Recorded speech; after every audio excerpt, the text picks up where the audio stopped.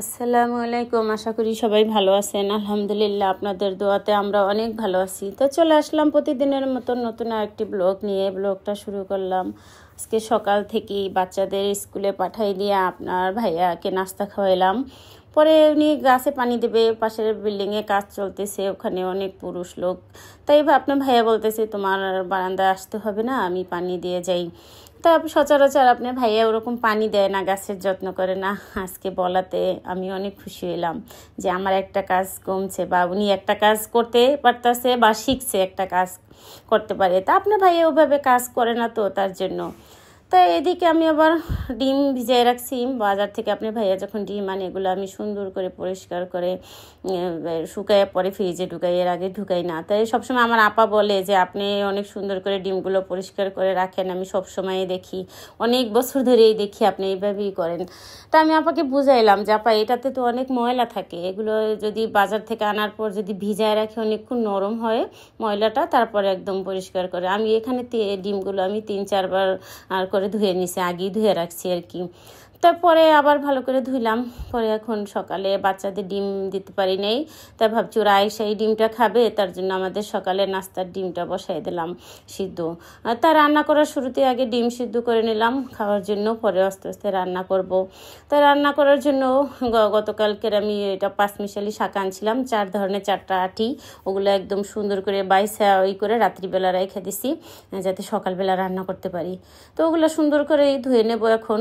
এখানে 4-5 মিশালি শাক হইলে তো 5টা লাগে, তবে একটা কম আছে এখানে, সমস্যা নেই, এগুলো হয়ে যাবে। আর আমি তো শাক পছন্দ করি, আপনারা সবাই জানেন। আমি শাক প্রতিদিন, মানে আমি মেনুতে আমার শাক থাকলে আমার আর ভালো হয় আর কি খাইতে। আমি খুব পছন্দ করি, যেই কোনো শাকই আমি অনেক তৃপ্তি সহকারে খাই। পরে কি করব, এর আগে চা বানাই তো আপনার ভাইয়াকে খাওয়াইলাম এই নাস্তায়। পরে ডিমটা বাকি ছিল, এটা এখন দিলাম। পরে রান্নাবান্নার জোগাড় করে নিছি, গুছানো গাছানো। ইতিমধ্যে আপা চলে আসছে, আপার কাজ করতেছে, আমি রান্নাঘরের কাজগুলো করতেছি। আবার মাথায় টেনশন, বাচ্চাদের একটু আনতে যাইতে হবে, ওদের তো আপনার ভাইয়া সকালে দিয়ে আসে, আমার আর যাইতে হয় না। দেখা যায় এর আগে সবসময় আমি দিয়ে আসতাম। তাই এখন আপনার ভাইয়া ভাবছে যে আমি তো ঘরে কাজ করি, ভিডিও বানাই, রান্না বান্নার জোগাড় করি, তাই উনি নিজের থেকেই উনি এটা বলছে যে আমি এখন থেকে দিয়ে আসবো আর তুমি গিয়ে নিয়ে আসবা। তাই আমি অনেক খুশি। পরে দেখেন মোটামুটি কাজ করছি রান্নাঘরে, পরে বেরোয় পড়লাম বাচ্চাদের আনার জন্য। আপাকে বলে গেছি দেখার জন্য, আপা দেখেন। পরে এলাম, আপা তো আছে, আমার টেনশন নাই, আমি চলে আসছি বাচ্চাদের নিতে। এসে দেখি স্কুলের বাইরে ওরা দাঁড়ায় আছে, আইসক্রিম কিনে খাচ্ছে। দেখেন বাচ্চারা কি করে, মা কাছে না থাকলে যা খুশি তাই খায়, আইস ললি খাওয়ার নিষেধ একদম, ওগুলাই খাচ্ছে। পরে বাসায় চলে আসার পর দেখি আপা ভাতে ঘর দিয়ে দিছে, তারা আমি যে গুঁড়া মাছটা করছিলাম ওইটা আপায় আবার বসায় দিছে।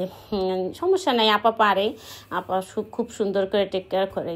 আমি সবসময় রান্না চুলায় রেখে যদি বাইরে চলে যাই, আপা এসে দেখি সুন্দর করে গুছাই গেছে, একদম পরিপাটি করে মুছা পরিষ্কার করে ধোয়া পাকলা করে আপা চলে গেছে, এরকম আর কি। তা আমি আর ছোলাটা নামাইছিলাম, ওটাও বাগার দেবো। আমার শাক ভাজি হয়ে গেল, ভাত হইলো, তারপর গুঁড়া মাছ হইলো। এখন আবার একটু ডাল রান্না করব। দেখা যায় ডাল রান্না করলে বাচ্চারা ভাত খাইতে পারে, যেদিনকে গুঁড়া মাছ রান্না করি ওগুলো ওরা খাই না আর কি, এরকম। তাই যদি একটা ডাল রান্না করে দিই, এই যে আমার মতন করে আমি যেভাবে ডাল রান্না করি, এটা আমার বাচ্চারা সুন্দর করে 2 বেলা সুন্দর করে খাবে আর কি। ওরা সাথে যদি ডিম ভাজা দিই, তো ওরা খাইলে আমি ডিম ভাজা দেবো পরে।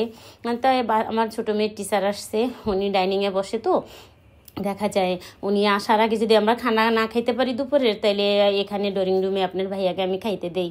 তার জন্য এই যে ড্রয়িং রুমে খাইতে দিই। আর এইদিকে দেখেন বাইরে এক করছে, প্রচুর পরিমাণ ধুলাবালি উঠতেছে। আমি থাই গ্লাস লাগাই দিছি যাতে ঘরে ময়লা না আসে, তাই না? সবাই চাই যে একটু ধুলাবালিটা এড়াই, বৃষ্টিটা যখন নামবে তখন আমি গ্লাস খুলে দেবো, এরকম আর কি। তা বাইরের ভিউটাও খুব সুন্দর লাগতেছে, অলরেডি বৃষ্টি নেমেও গেছে, একদম জোরে সোরে বৃষ্টি আসছে। দেখেন আজকে অনেকদিন পরে ঢাকায় বৃষ্টি হইতেছে, সবাই অনেক খুশি। আর দেখা ধুলাবালিটা একদম কমে আর কি, এমন একটা অবস্থা। আর ঠান্ডা বাতাস থাকলে কি শান্তি লাগে, তাই না? অনেক তাপমাত্রা ছিল এতদিন। তা আজকে যখন বৃষ্টি, এখন তো সবাই খুশি, আর আমি তো আরও খুশি। সবাই তো জানেন আমি বৃষ্টি পছন্দ করি, আকাশে মেঘ করে থাকলে বেশি পছন্দ করি। এটা আমার বাসা যেহেতু উপরে 6 তলায়, যখন এই আশেপাশে বাড়ি নাই, অনেক দূরে, যখন বাতাস হয় বৃষ্টি হয় আমার বাসায় অনেক ভালো লাগে। দেখেন বারান্দার কি অবস্থা, নাজেহাল করে দিয়ে গেছে বৃষ্টিতে। তারপরও আমি খুশি, বৃষ্টি থাকলেই আমি খুশি। তাই একদম গাছের অবস্থা, বারান্দায় পানি জমে গেছে, লাগে একদম জোয়ার ভাটার পানি আসছে, এই অবস্থা। পরে কি করলাম, আসলাম বাচ্চাদের নিয়ে কলে পড়াইতে গেলাম, বড় মেয়ের পড়া ছিল, ওখান থেকে আসার সময় নাস্তা নিয়ে আসছি, ভাবছি বাসায় আজকে মুড়ি ভর্তা করবো। তাই বারান্দায় গিয়া দেখি পুদিনা পাতা, এখন তো রাত হয়ে গেছে না, তা বারান্দায় গেলাম পাতা আনতে, ভাবলাম যে না আমি এখানে কাটবো না, রাত্রিবেলা যেহেতু ভিতরে নিয়ে যাই, তাই ডাইনিংয়ে নিয়ে আসলাম মগটা ধরে, যে ঘরে বসেই কাটি, সমস্যা নেই। রাত্রিবেলা মুরব্বীদের কাছে শুনছি পাতা ছিঁড়তে হয় না আর কি, এই গাছের পাতা, তো এই জন্য ভয়ে ভয়ে আমি ভিতরে নিয়ে এসে পরেই করলাম।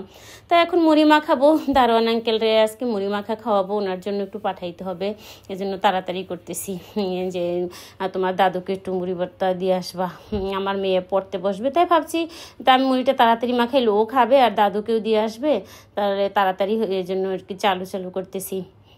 তাই এখন এরকম বৃষ্টির ভিতরে, বৃষ্টির দিনে একটু মুড়ি মাখা খাইলে তো মজাই হয়, তাই না? ভাজা পোড়া যাই খায় না আর কি, অনেক টেস্ট হয়। তো মুড়িটা সুন্দর করে একদম পেঁয়াজ কাঁচামরিচ সব কিছু যা যা দিয়ে সুন্দর করে মাখায় নিতেছি। আমার দুপুরবেলা তো ছোলা বাগের দিছিলাম, দেখছেনি তো আপনারা, তো ওখান থেকেও একটু দিয়ে দেবো, হয়ে গেল আমার পরিপূর্ণ একদম মুড়ি মাখা। আর যেমন রোজার মাসে ইফতারিতে আমরা যেভাবে খাই ঠিক ওইভাবেই। পরে এই যে খুব সুন্দর করে মাখাইয়া বাচ্চাদের খাইতে দেবো, ম্যাম বা ছোটো মেয়ের ম্যাম আসছে, ম্যামকে দেবো, সবাই মিলে খাবো। তাই বলতেছি যে তোমার বাবা তো বাসায় নেই, বাবা মুড়ি ভর্তা পছন্দ করে, বাবা আস্তে আস্তে মুড়ি ভর্তা চুকা হয়ে যাবে এবং নষ্ট হয়ে যাবে, এগুলা খাওয়া যাবে না।